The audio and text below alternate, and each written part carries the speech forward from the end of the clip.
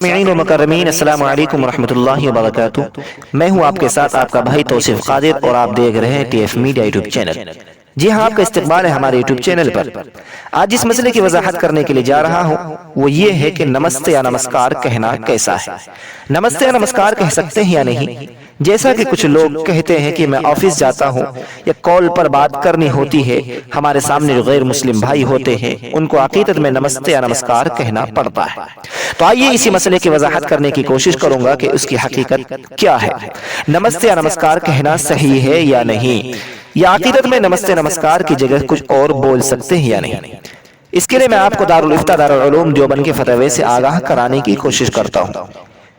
جیسا کہ کسی صاحب نے دارالفتہ دارالعلوم دیوبند سے ایک سوال کیا ہے، سوال یہ ہے کہ کیا نمسکار کہنا شرک ہے؟ کیا ہم آفس میں اور فون پر غیر مسلموں کو نمسکار کہہ سکتے ہیں یا نہیں؟ اس کے متعلق دارالفتہ دارالعلوم دیوبند میں جواب میں کیا کہا ہے، آئیے اس کو پیش کرنے کی کوشش کرتا ہوں۔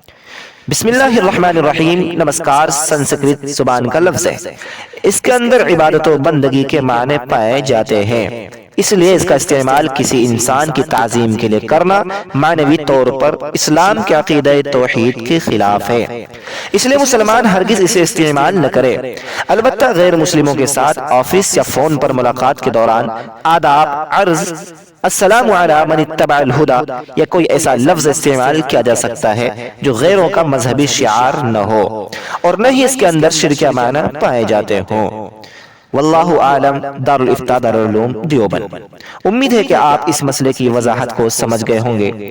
اگر ویڈیو اچھی لگی ہو تو ویڈیو کو لائک کر دیں اور ثواب کی نیت سے اس ویڈیو کو آگے بھی شیئر کر دیں۔ آئیے ملتے ہیں دوسری ویڈیو پر۔ السلام علیکم ورحمۃ اللہ۔